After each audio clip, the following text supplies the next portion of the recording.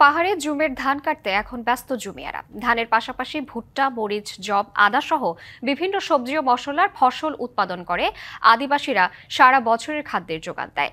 এবার জুমের ফসল ভালো হওয়ায় খুশি কৃষক।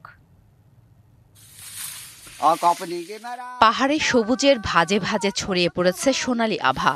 জুমের পাকা ধানের গন্ধ ভেসে বেড়াচ্ছে এই জনপদে।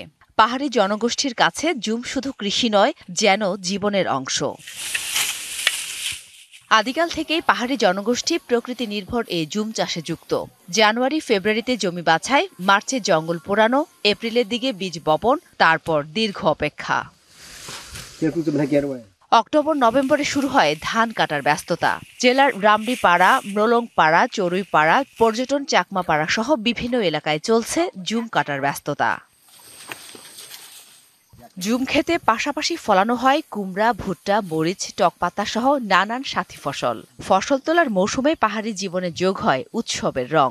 আমরা ধান কাটছে জুমতো 4 গুণ শক্তিশালী এনজাইম ও অধিক ফেনা সমৃদ্ধ অরিক্স সিলভার ওয়াশ মাত্র 70 টাকায়।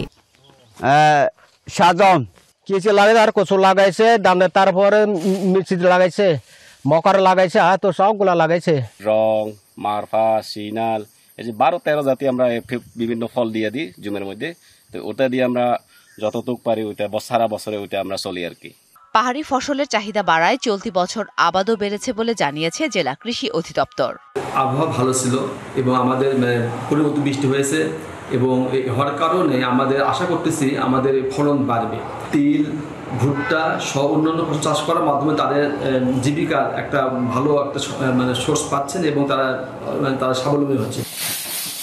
কৃষি অধিদপ্তরের তথ্য বলছে, চলতি মৌসুমে ধানের আবাদ হয়েছে প্রায় ৭৩০০ হেক্টর জমিতে। উৎপাদনের লক্ষ্যমাত্রা ১০৩৬৬ মেট্রিক টন।